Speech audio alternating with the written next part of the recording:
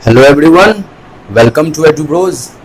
तो finally function start करते हैं, थोड़े कॉन्सेप्ट सीखते हैं क्या है नहीं है। और दूसरी बात, आपने थंबनेल में देखा कि रेंज और डोमेन लिखा हुआ था, ठीक है।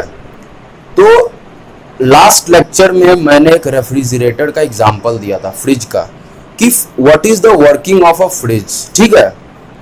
तो दोस्त, मैंने कहा था कि फ्रिज में जो इनपुट होती है वो एज अ पावर जो देते हैं हम, वो इलेक्ट्रिसिटी देते हैं, और जो वो आउटपुट देती है उसका रेफ्रिजरेशन एक्शन होता है, ठीक है, जो वो ठंडक प्रदान करती है हमें, हमारे फूड्स को सिक्योर रखती है ताकि वो खराब ना हो, ठीक है। तो ऐसा बिल्कुल नहीं है कि जैसे एक चीज आप फ्रिज में देखिएगा, आपके जो फ्रिज का रेटिंग है ना, वो कुछ रेटिंग रहता है, कुछ फाइनल उसकी कुछ ऐसी वैल्यूज है वोल्टेज की जो उसमें मैन्युफैक्चरर डिसाइड करता है वो पार्ट, ठीक है। जैसे मान लीजिए आपकी फ्रिज 180 टू 220 वोल्ट है, लेट इट बी, ऐसा कुछ है। तो इसका मतलब ये होता है कि कम से कम 180 वोल्ट का पोटेंशियल डिफरेंस और मैक्सिमम 220 वोल्ट का पोटेंशियल डिफरेंस मेरे उस फ्रिज को ड्राइव करने के लिए जरूरी है, ठीक। और इसका मतलब यह है कि 180 से कम और 220 से ज्यादा अगर आप वोल्टेज दे रहे हो तो that will be inappropriate for your fridge, work नहीं करेगी, ये जल जाएगा। फ्रिज का जो कंप्रेसर का पार्ट है वो जल जाएगा अगर 220 से ज्यादा है, और 180 से अगर कम है तो वो कुछ उसके साथ डिफॉर्मिटीज आ सकती हैं, ठीक है, पहली बात। और उसके बाद ये है कि जो उसका ठंडक का पार्ट है, तो ऐसा बिल्कुल नहीं है कि मेरा जो फ्रिज है वो -100 डिग्री सेल्सियस तक मेरे ठंडक को पहुंचा सकता है, ऐसा नहीं है। उसकी भी एक रेंज है कि वो -50 डिग्री सेल्सियस या फिर -40, जो भी आपने जैसा फ्रिज खरीदा है वैसा आपको देगा वो, ठीक है, लिख के आपको मैन्युफैक्चरर देगा, ठीक है। तो ये दो बात। तो मैं ऐसा क्यों बोल रहा हूं, मैं इसको डोमेन और रेंज से इसको मैं रिलेट करना चाहता हूं, ठीक है।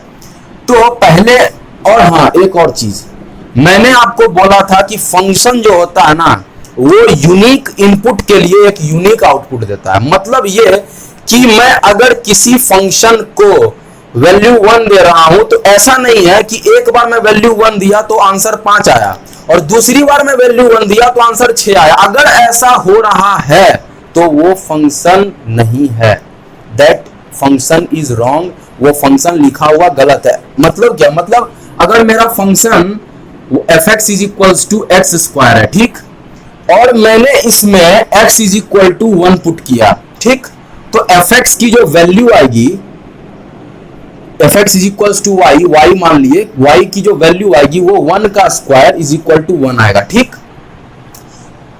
एक बार मैंने x को 1 पुट किया तो वैल्यू 1 आई, तो जितनी भी बार मैं 1 पुट करूंगा x को, वैल्यू 1 ही आनी चाहिए। ऐसा नहीं है कि अगली बार मैं x को 1 पुट किया और वैल्यू आ गई 5, that function is not defined, वो गलत फंक्शन है, ठीक। ये बात आप अपने दिमाग में बांध के रख लीजिए, बहुत ज्यादा इंपॉर्टेंट है, 1 नंबर का क्वेश्चन इस पे बन सकता है। तो आइए देखते हैं, एक थोड़ा मैपिंग देखते हैं। मैपिंग आप लोगों ने पढ़ा ही होगा, तो एक मैपिंग देखते हैं, मैपिंग के माध्यम से थोड़ा सीखते हैं कि क्या है नहीं है फंक्शन में, ठीक है। तो ये है और ये है, ठीक, ऐसा कुछ है। मान लिए ये A है, B है, C है, D है, E है, F है, ठीक, और यहां मान लिए कुछ M N O P Q R S, ठीक, ऐसा कुछ, ठीक। और जो मैपिंग की हुई है दोस्त, वो है ऐसा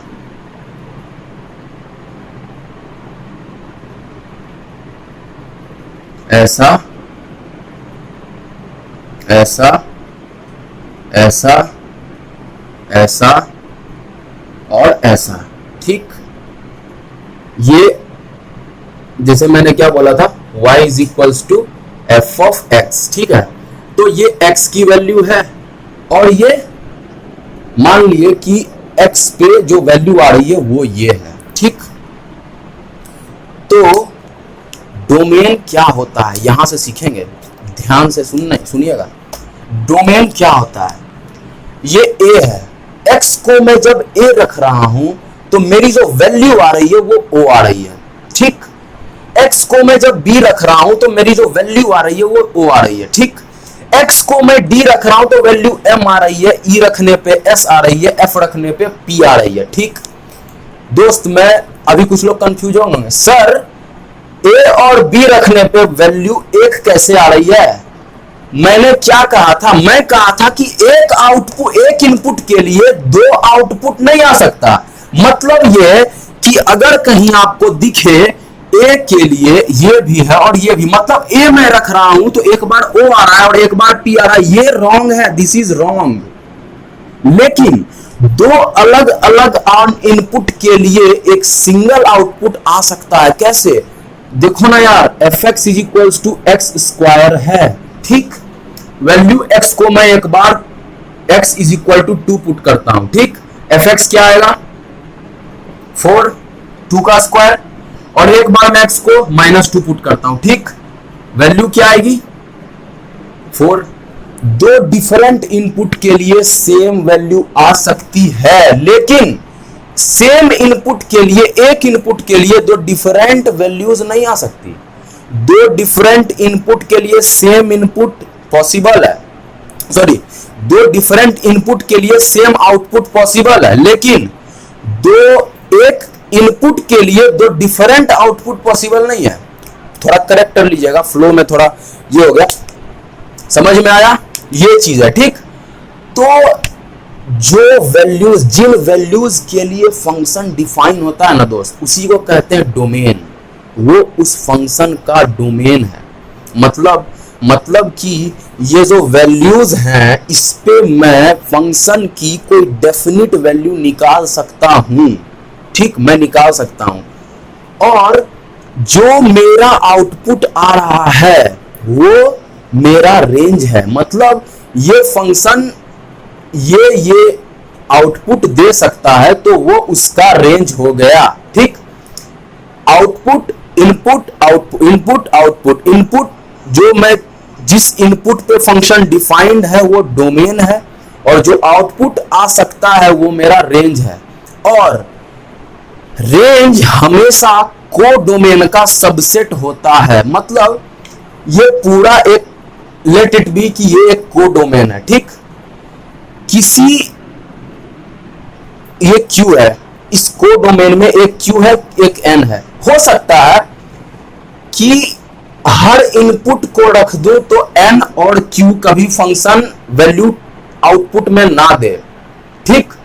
तो एक ऐसा सेट जिसका रेंज सबसेट होता है, a set of which range is subset is known as codomain. आप लिख लीजिए इसको। और the values for which a function is defined is known as domain. जिसके लिए मेरा फंक्शन डिफाइंड है वो डोमेन है। और the output which a function will give is known as range. जो आउटपुट मुझे मिलेगा फंक्शन के द्वारा उसे मैं बोलूंगा रेंज, ठीक। ये पक्की बात है, ये लिख के कहीं रख लो, 5 बार सुन लो, बहुत ज्यादा इंपॉर्टेंट है। यहीं से लोग क्वेश्चन में फंसाएंगे, आपको लिमिट में फंसाएंगे।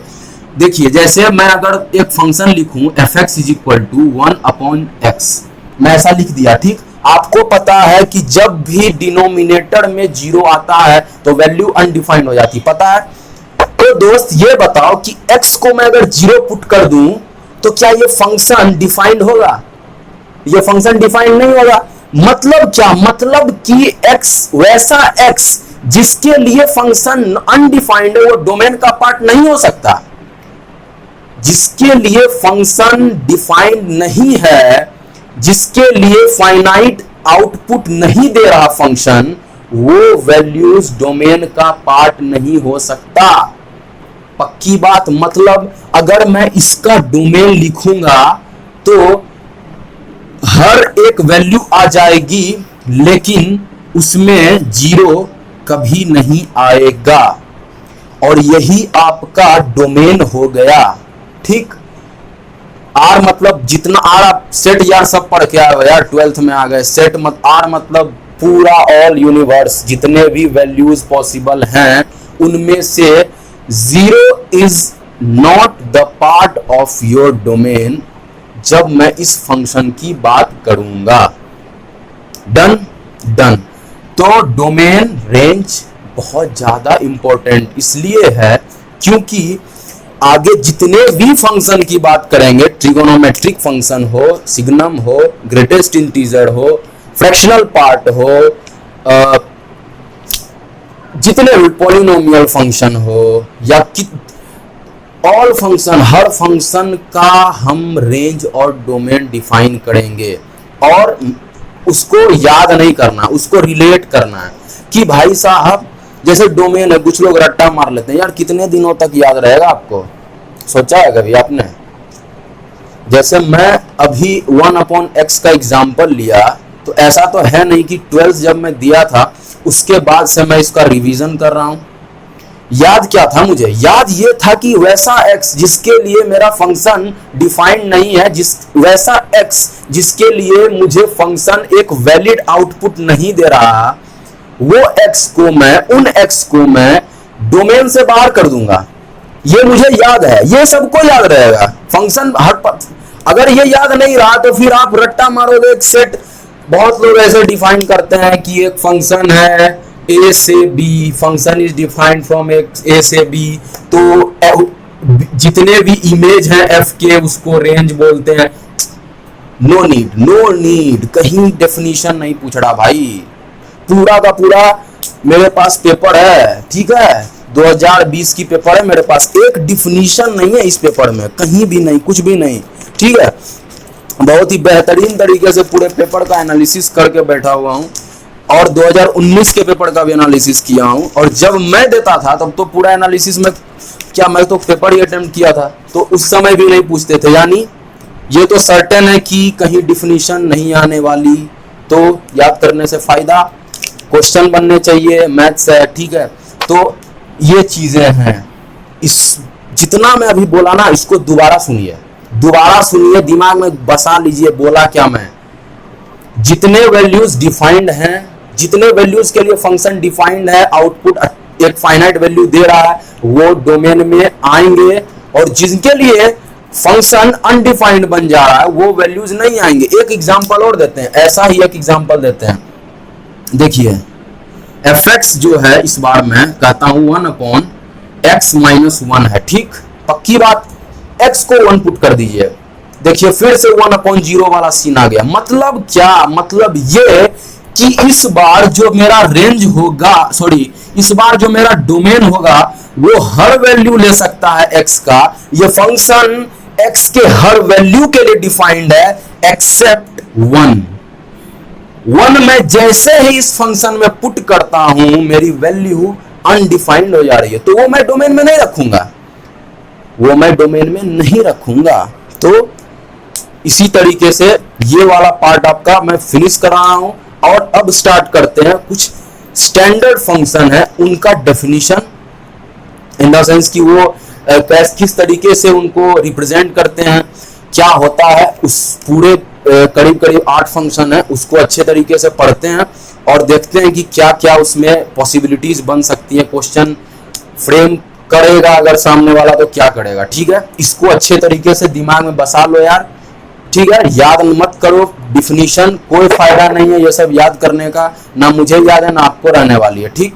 तो मिलते हैं अभी, इसको आप फिर से देखिए, ठीक। फंक्शन स्टैंडर्ड फंक्शन है, उनको लेते हैं अभी और उसकी थोड़ा फाइंड करने की कोशिश करते हैं कि क्या है नहीं है वो, ठीक है। तो पहला फंक्शन है, लिखिए आप पॉलिनोमियल फंक्शन। क्या है? Polynomial function. ठीक, तो इसमें लिखिएगा, मैं डायरेक्ट फंक्शन लिखता हूं किस तरीके से।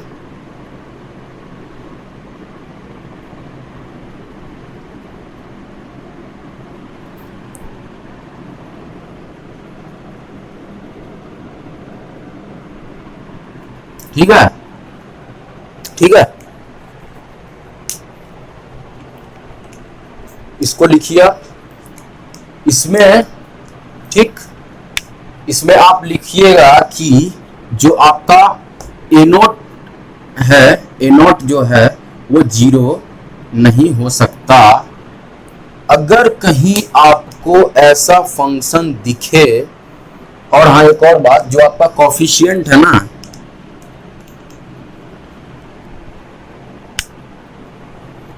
all the coefficients should be a non-negative integers। ठीक है, तो ये इस टाइप का जब आपको फंक्शन दिखे तो इसे कहते हैं पॉलिनोमियल फंक्शन। ए नॉट 0 नहीं है तो इस फंक्शन की जो डिग्री होगी वो n होगी। ठीक, the degree of this function is n। इसको अपने नोटबुक में लिखिए। ठीक, जरूरी है लिखना। आगे दूसरा जो फंक्शन है, दूसरा जो फंक्शन है वो है अलजेब्राइक फंक्शन। ठीक, अलजेब्राइक फंक्शन वो फंक्शन होता है which are constructed with the help of operators like plus minus multiplication division. जिस फंक्शन में आप अलजेब्रा पढ़ के आए हो दोस्त, plus minus division and multiplication involve हो, इनके मदद से किसी एक्सप्रेशन को मैं जब लिख रहा हूं तो उस फंक्शन को मैं अलजेब्राइक फंक्शन बोलता हूं। इसको भी आप लिख लीजिए। Function which is constructed with the help of these operators, और उसमें which involve polynomials is known as algebraic function. वैसे इनकी भी डिफिनीशन कहीं नहीं पूछी जाती, लेकिन ये स्टैंडर्ड फंक्शन है तो एक बार ऐसे डिफाइन कर लेते हैं हम लोग भी। ठीक है, तीसरा है रैशनल फंक्शन। रैशनल फंक्शन ये फंक्शन होता है, पता है ना। तो इसमें आप लिखिए कहीं आपको ऐसा दिख जाए fx अपॉन hx टाइप, ऊपर भी कोई x का फंक्शन, नीचे भी कोई x का फंक्शन, जहां पे hx is not equals to 0। ठीक है, इसको कहेंगे हम रैशनल फंक्शन। इसको क्या कहेंगे हम? रैशनल फंक्शन कहेंगे। ठीक है, तो इसको भी लिख लीजिए आप, इसको भी एक बार आप लिख लीजिए।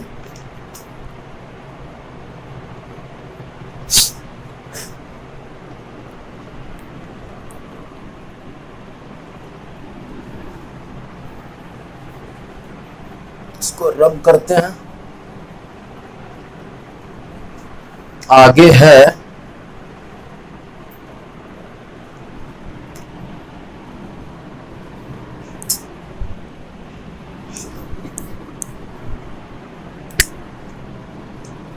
चौथा फंक्शन है आपका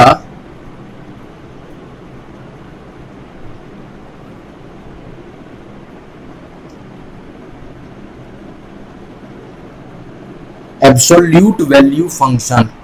बहुत ही ज्यादा इंपॉर्टेंट है, बहुत ज्यादा। मतलब इसकी इंपॉर्टेंस ये है ना कि पूरे कैलकुलस में, कहीं भी इंजीनियरिंग में भी हम लोग 4 मैथमेटिक्स पढ़ते हैं। ठीक है, M1 से लेके M4 तक कोई ऐसा मैथमेटिक्स ही नहीं है आपके 12th के बाद जिसमें इसकी इन्वॉल्वमेंट ना हो। ठीक है, अगर बात कैलकुलस की होगी तो इसको दिखाते हैं दोस्त हम लोग ऐसे। यही है आपका एब्सोल्यूट वैल्यू फंक्शन। ठीक है, यही है आपका एब्सोल्यूट वैल्यू फंक्शन। और आपको पता होगा या नहीं होगा, मैं बता दूं कि इसका जो ग्राफ होता है वो ऐसा होता है। ठीक है, ओरिजिन को आएगा यहाँ से, हाँ ये ओरिजिन पे आएगा ये, ठीक। ये है, ऐसा लिख लीजिए आप, ये एब्सोल्यूट वैल्यू फंक्शन है। ये line y is equals to x है और ये line y is equals to minus x है, ठीक। आपको मॉडुलस को किस तरीके से ओपन करते हैं ये थोड़ा आपको आना चाहिए। जब कभी भी अंदर इंटीरियर मटेरियल ये अगर नेगेटिव है, मान लीजिए कि मुझे कहीं x इज इक्वल्स टू -2 दिख गया, ठीक, तो जो मेरा एब्सोल्यूट वैल्यू फंक्शन है ये आगे निगेटिव ले आता है। मतलब ये कि जैसे ही x को मैं -2 रखूंगा तो ये -2 हो जाएगा और ये 2 हो जाएगा। मतलब ये कि x की कोई भी वैल्यू आप पुट कर दो इस फंक्शन में, ये कभी आउटपुट नेगेटिव दे ही नहीं सकता। मतलब y जो आपका y है ये कभी नेगेटिव हो ही नहीं सकता। Got it? ये बहुत ज्यादा इंपॉर्टेंट फंक्शन है दोस्त, बहुत ज्यादा, ठीक है। तो आप इसको लिख लो, ठीक है। इसको आप एक जो हम लोग स्टैंडर्ड फॉलो करते हैं उसमें लिखते हैं कि जब x 0 से बड़ा है तो वो x है, ठीक। जब x 0 है तो वो 0 है, और जब मेरा x 0 से छोटा है तो वो -x है। हम इसे ऐसे डिफाइन भी करते हैं। यह function is known as absolute value function, ठीक है। दिमाग में अच्छे से बसा लीजिए। मान लीजिए आपसे बोल दिया कि x की वैल्यू 5 है तो as it is y is equals to 5 हो गई, लेकिन मुझे कहे कि x की वैल्यू -5 है, अंदर -5 है, तो कैसे लिखेंगे इसको? माइनस पहले आगे लगाएंगे और बाहर ऐसे ही +5, ठीक। y कभी नेगेटिव नहीं हो सकता जब हम एब्सोल्यूट वैल्यू फंक्शन की बात कर रहे हैं तो, ठीक। ये भी एक फंक्शन है, बहुत इंपॉर्टेंट फंक्शन है। इस ग्राफ को आपके दिमाग में ये बसा होना चाहिए। कंटिन्यूटी जब हम पढ़ते हैं तब भी इस ग्राफ का बहुत ज्यादा यूज आता है, और बात करते हैं हम उस समय कि 0 पे ये कंटिन्यूअस है या नहीं, ठीक है। तो इसको भी आप अच्छे से लिख लीजिए इस फंक्शन को, ठीक है।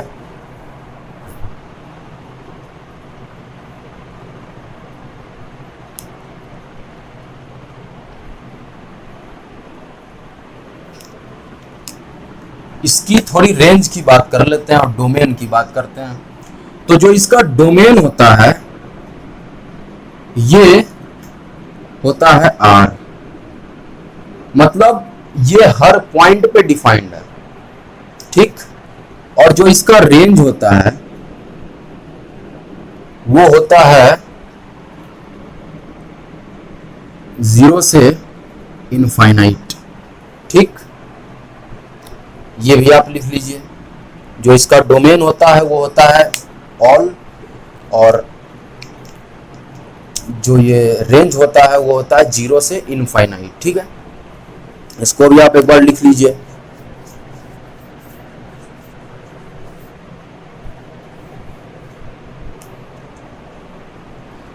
दोस्त बहुत ज़्यादा इम्पोर्टेंट है ये चीज़ें।